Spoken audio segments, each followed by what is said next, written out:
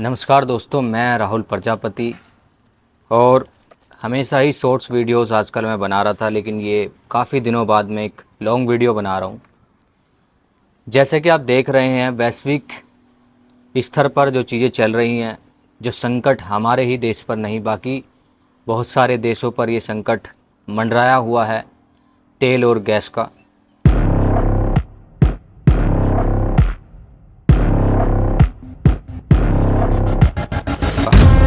आप भी देख रहे हैं कि कैसे भारतीय प्रवासी जो गांव से शहर की तरफ अपने रोजी रोटी के लिए अपनी ठेली पटरी लगाते हैं, वो कहीं ना कहीं गैस की दिक्कतों से जूझ कर आज वो अपना शहर, वो जगह छोड़ने के लिए मजबूर हैं।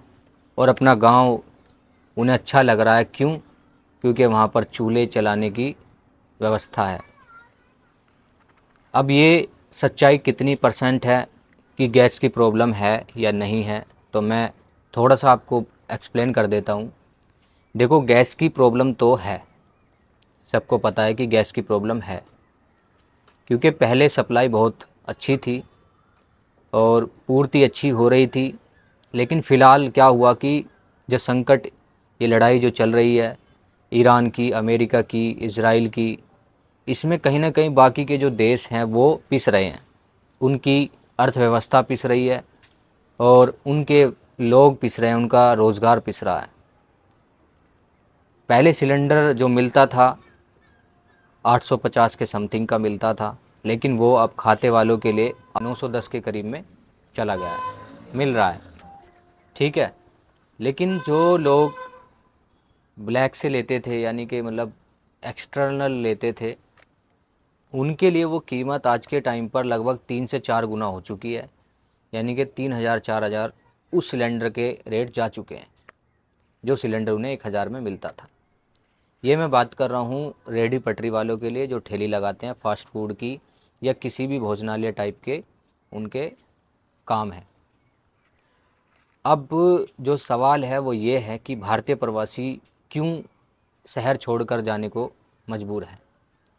मान लीजिए जो सिलेंडर उन्हें 1000 का मिल रहा था, वो 3 से 4 गुना कीमत पर मिल रहा है।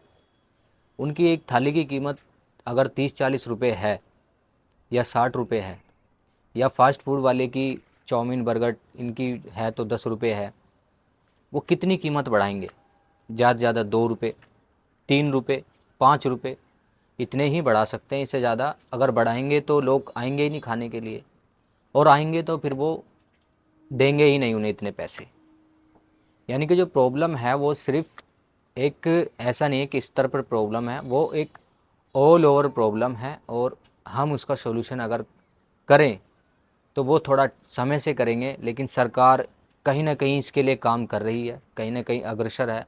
और भारतीय सरकार इस पर नज़रें बनाई हुई है कि जो भारतीय प्रवासी है उसे सुविधाएं दी जाएं, और उसके लिए कहीं ना कहीं कुछ कुछ परसेंट उपलब्ध कराई जाए गैस की सुविधा। ठीक है। तेल का संकट है हमारे देश में, तेल का संकट है, हो भी सकता है और बढ़ भी सकता है, क्योंकि माननीय प्रधानमंत्री जी ने ये खुले शब्दों में कहा है कि हमें पूरे भारतवर्ष को इस संकट से उभरने की शक्ति लानी पड़ेगी, और हमें ये निजी रिसोर्सेज जो भी हैं इनको किस प्रकार से इस्तेमाल करना है और किस प्रकार से हम इस संकट से निकल सकते हैं, ये हमारे लिए बहुत ज़रूरी है। तो मेरा कहना यही है कि अगर आप गैस की और तेल की बढ़ती इस समस्या को कम करना चाहते हैं, तो आप अपने यूजेस को थोड़ा सा कंट्रोल में कीजिए, और कहीं ना कहीं आप खुद एक जिम्मेदार नागरिक बनिए और जिम्मेदारी निभाइए इस देश की।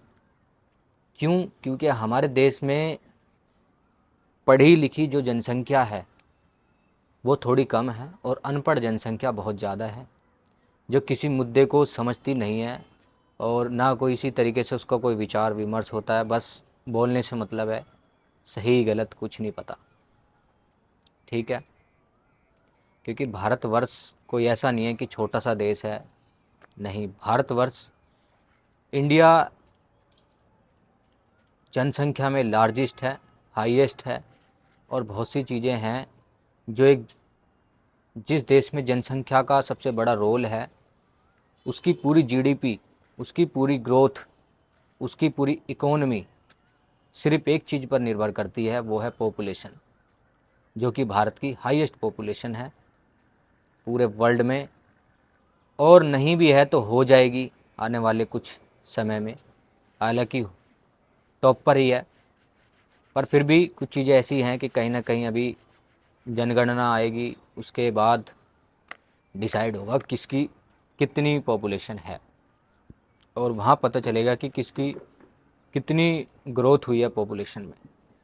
ठीक है, तो कोई भी संकट है, चाहे देश का है, विदेश का है, किसी भी तरीके का संकट है, पॉपुलेशन बहुत ज़्यादा मैटर करती है। आप सरकार को दोष देने से पहले खुद को दोष दीजिए कि हम इस देश में रहकर इस देश के लिए हम क्या कर रहे हैं।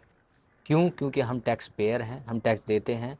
हमारा हक है सरकार से कहने का, सरकार से मांगने का, सरकार से ये कहने का कि हमारे लिए ज़रूरत की चीज़ है और हमारे लिए ये उपलब्ध करवाई जाए।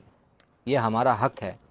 उसके फलस्वरूप हमें फिर भी एक जिम्मेदार नागरिक बनते हुए खुद से भी एक सवाल करना चाहिए कि क्या हम अपने इस देश के लिए, अपने इस वातावरण के लिए वो चीज़ें कर पा रहे हैं जो एक जिम्मेदार नागरिक को करनी चाहिए। यानी कि पहला सवाल हमें सरकार से करना चाहिए, दूसरा सवाल हमें खुद से करना चाहिए, पर लेकिन भूलना ये नहीं चाहिए कि हमें सिर्फ सरकार से ही सवाल करना है, हमें अपने आप से भी सवाल करना है, और हमें खुद भी ग्राउंड लेवल पर, क्योंकि हम हैं ग्राउंड लेवल पर, सरकार नहीं है ग्राउंड लेवल पर। हम देख रहे हैं कि कहाँ ब्लैकिंग चल रही है, कहाँ पर ब्लैक के सिलेंडर मिल रहे हैं, कहाँ पर घूसखोरी हो रही है, कहाँ पर मुफ्तखोरी हो रही है। ये देखने वाले हम हैं, हम आम जन हैं सब, जो इन चीज़ों को देखते हैं, सरकारें नहीं देख पाती। आप लड़ना है तो आपको दीमकों से लड़ो, और दीमक कहाँ है? दीमक हमारे सिस्टम में है, नीचे। नीचे कैसे? क्योंकि हम क्या सोचते हैं कि हम ये सोचते हैं कि सर्वोच्च न्यायालय में जाते ही हमारा मैटर सोल्व हो जाएगा। ऐसा कुछ नहीं है। कुछ मैटर हमारे ऐसे होते हैं कि जो डिस्ट्रिक्ट लेवल पर ही आसानी से सोल्व हो सकते हैं, लेकिन हमारी क्या पहुंच होती है? हमारी पहुंच होती है सर्वोच्च न्यायालय डायरेक्ट। अपनी प्रॉब्लम, अपने जो मत हैं, आपके पक्ष विपक्ष जो भी है, आप नीचे लेवल पर ही सॉल्व करने की कोशिश करें। एक गांव का प्रधान, यानी कि हम ग्रामीण क्षेत्र के लोग एक गांव का प्रधान सही नहीं चुन पाते, और हमें उम्मीद रहती है एक अच्छे प्रधानमंत्री की। कैसे? How it is possible?